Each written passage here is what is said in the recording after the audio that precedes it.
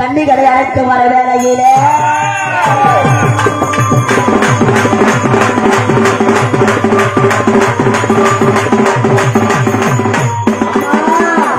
நாலு மூலை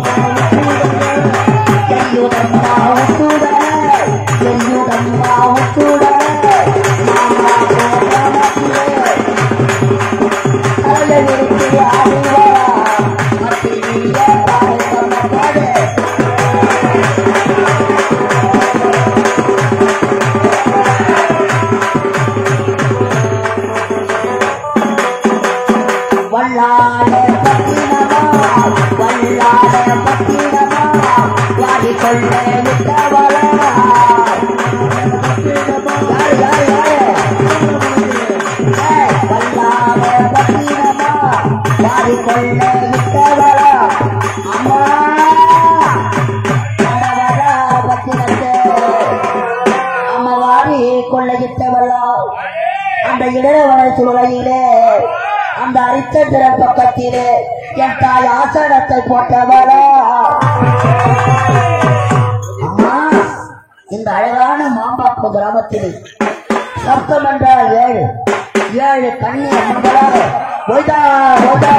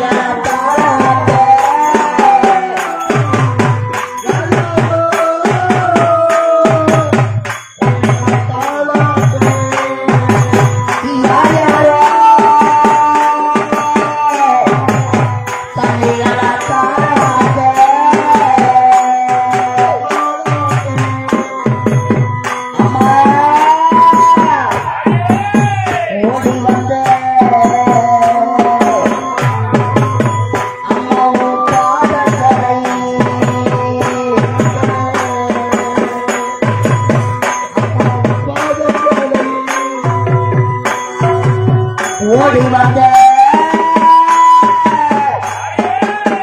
அம்மாவும் பாதங்களை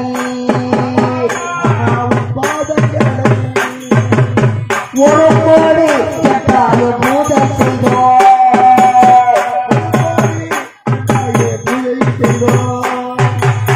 அம்மா ஆடி வந்த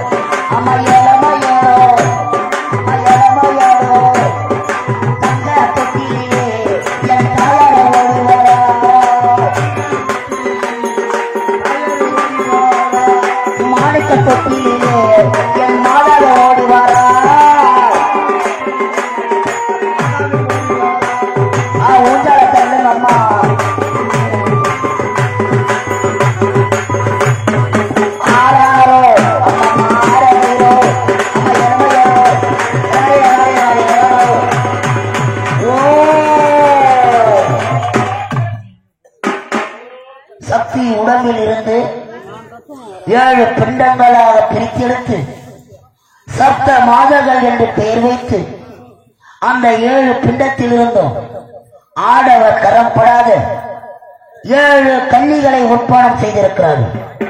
ஆகாய கன்னி, இளைய கன்னி, ஜாடக்கன்னி, லாடக்கன்னி என்று சொல்லும்படியாக 7 கன்னிகளை உற்பணம் செய்திருக்கிறோம். எல்லாம் வல்ல நாணமே வடிவமான உலகம் தோன்றும் முன்பாக 3.25 நாழிகை முன்பாக பிறந்தவர் இந்த பௌத்திர மகாரிஷி. அவர் பக்தியால் இந்த கன்னிகளுக்கு பேசும் திறனை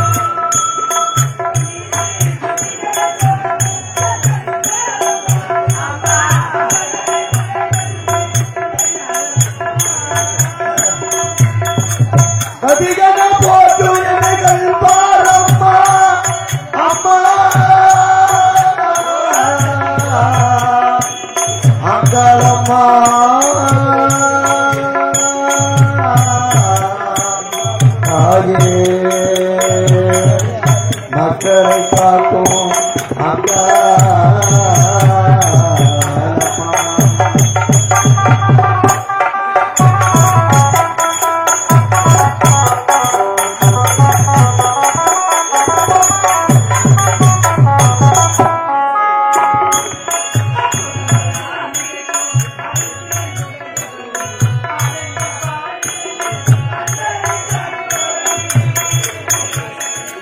அற்புதமெல்லாம் நிகழ்த்தும் குறியில் அற்புதமெல்லாம் நிகழ்த்தும் அங்கலமனான வழி ஆனந்த வாழ்வதனை பக்தருக்கு தருபவரே.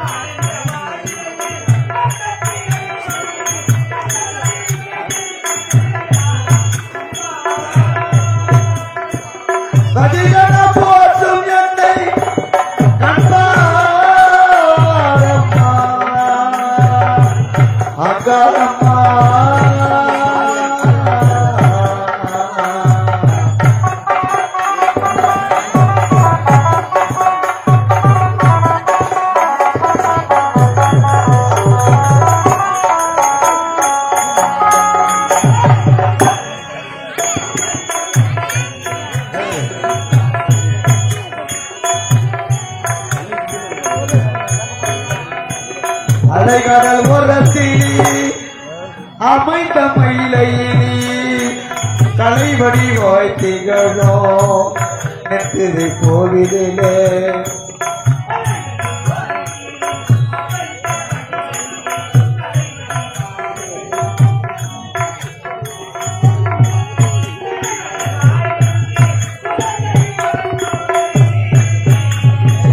சிலைவடி வாடி என்று உலகது காப்பவரே.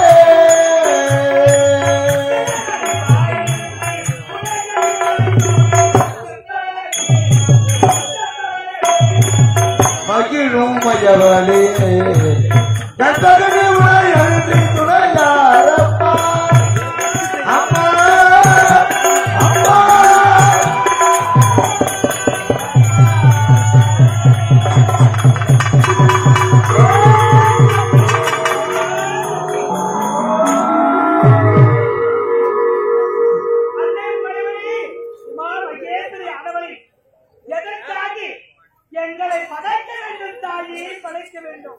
சப்த மாதர்களே, சப்த கண்ணிகளே, உங்களை எதற்காக இந்த உலகத்தில் படைத்தேன் தெரியுமா? எப்படி படைத்தேன் தெரியுமா? ஆண்டவர் கரம் படாமல் உங்களை எழுவரையும் படைத்திருக்கின்றேன். என்ன காரணம் தெரியுமா? ஓம் சக்தி. இவ்வளவு நேரம் நாடகம் பார்த்தது முக்கியமல்ல. இதுக்கப்புறம் கும்பாபிஷேகம் இருக்கு. எல்லாரும் முடிச்சுட்டு அந்த கும்பாபிஷேகத்தை தரிசனம் பண்ணிட்டு போனோம். ஏன்னா இந்த தரிசனம் பண்ண கஷ்டம் தண்ணி நம்ம மேலே தெளிச்சுன்னா நமக்கு முன்னே இருக்கிற தோஷம் எல்லாமே நீங்கள் இன்னொரு மேக்ஸிமம் ஒரு அரை மணி நேரம் இருக்கும், ஒரு மணி நேரம் கிட்ட இருக்கும். எல்லாரும் அமைதியாக உட்காருங்க. இந்த நாடகம் நீங்கள் எங்கேயும் பார்த்துருக்க மாட்டீங்க. அது ஒரு சிறப்பான நாடகம்.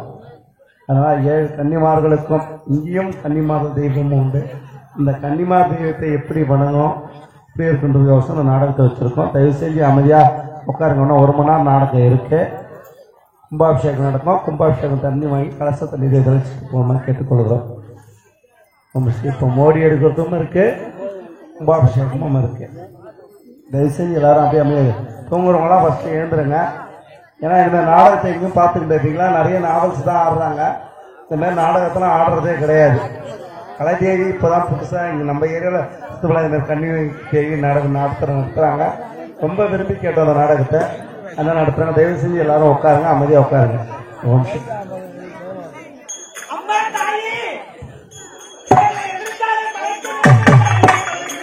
உங்களை எப்படி படைத்தேன் தெரியுமா? எப்படி? ஆண்டவர் கரப்படாமல் உங்கள் ஏவரையும் படைத்திருக்கின்றேன். என்ன காரணத்திற்காக தெரியுமா? இந்த உலகத்திற்கு வடிவிலக்கக்கூடிய பரமன் அனைத்து சக்திகளும் இழந்து இப்பொழுது செயலற்றிருக்கின்றார். அவர் இழந்த சக்தியை மீண்டும் பெற வேண்டும் என்றார். அதாவது சப்த மாதர்கள் 7 கண்ணிகள் உங்களால் மட்டும் தான் முடியும். ஆதலால் தான் உங்களை இவ்வுலகில் படைத்திருக்கின்றேன். நீங்கள் என்ன செய்ய வேண்டும் தெரியுமா? ஒரு ஒன்று சொல்லக்கூடிய 48 தினங்கள் பார்க்கடல் நீரையும் பாரிஜாத மலரையும், அதாவது பார்க்கடல் நீரை அவருக்கு அபிஷேகம் செய்து பாரிஜாத மலரை அவருடைய பாதத்தில் வைத்து 48 தினங்கள் இடைவிடாமல் நீங்கள் அர்ச்சித்து வந்தால் இருந்த சக்தி மீண்டும் பெறுவார். அம்மா தாயி, நாங்களோ 7 கன்னிகள், சின்ன பெண்கள், சின்ன பெண்ணாக இருக்க வேண்டிய நாங்கள் எப்படி அம்மா சென்று கடலுக்கு பாரிஜாத மலரும் பார்க்கடல் நீரும் கொண்டு வர வேண்டும் இருக்கின்றால் நாங்களோ சின்ன சிறு பெண்கள் எப்படி செல்ல முடியும்? குழந்தைகளா, நீங்கள் பேசும் வார்த்தை விந்தையிலும் விந்தையாக உள்ளது. அம்மா, நாங்களும் சிறு குழந்தைகள். அப்படி இருக்கும் பொழுது பார்க்கடலுக்கு சென்று பார்க்கடல் நீரையும் பாரிஜாத மலரையும் எப்படி கொண்டு வர முடியும் என்று கேட்கின்றேன். குழந்தைகளா, இப்பொழுது என்னுடைய சக்தியால் 7 வேங்கைகளை படைக்கின்றேன். அந்த வேங்கை மீது அமர்ந்து பறந்து சென்று பார்க்கடல் நீரையும் பாரிஜாத மலரையும் நீங்கள் கொண்டு வர வேண்டும். இருந்தாலும் பார்க்கடல் நீரும் பாரிஜாத மலரும் சென்று கொண்டு வர வேண்டும் என்று உரைக்கின்றீர்களே, உண்மைதான். அந்த பாரிஜாத மலரை எப்படி பறிக்க வேண்டும் என்று எனக்கு தெரியாது. குழந்தாய், சரியான கேள்வியை கேட்டிருக்கின்றார். அம்மா, பாரிஜாத மலரை எப்படி பறிக்க வேண்டும் என்று குழந்தையை சரி கொடுத்து கேட்க வேண்டும். பாரிஜாத மலரை நீங்கள் கரம் தொட்டு பறித்தால் அதனுடைய காம்படி விடும். நீங்கள் விரல் தொட்டு பறித்தால் அதனுடைய வேறு அருகிவிடும். ஆதலால் நீங்கள் எப்படி பறிக்க வேண்டும் தெரியுமா? நீங்கள் அணிந்திருக்கக்கூடிய ஆபரணத்தை கழற்றி அதை சுரடாக மாற்றி அந்த சுரடின் மூலமாகத்தான் மலரை பறிக்க வேண்டும். இதை நினைவில் வைத்துக் கொள்ள வேண்டும். அது மட்டும் கிடையாது. 48வது தினம் தங்களுக்காக கைலாயத்தில் நான் காத்துக் கொண்டிருப்பேன். சென்று வருகின்றேன். ஜாக்கிரதையாக சென்று வருவேன்.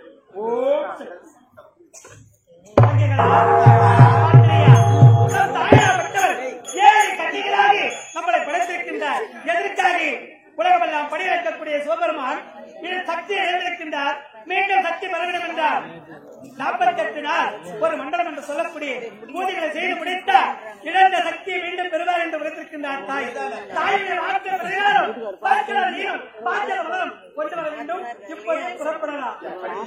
அனைவரும் ஒன்றாக சேர்ந்து சந்தோஷமாக ஆடி பாடி மகிழ்ந்து மலர்களும் நீரும் கொண்டு வர வேண்டும். ஆரிஜாத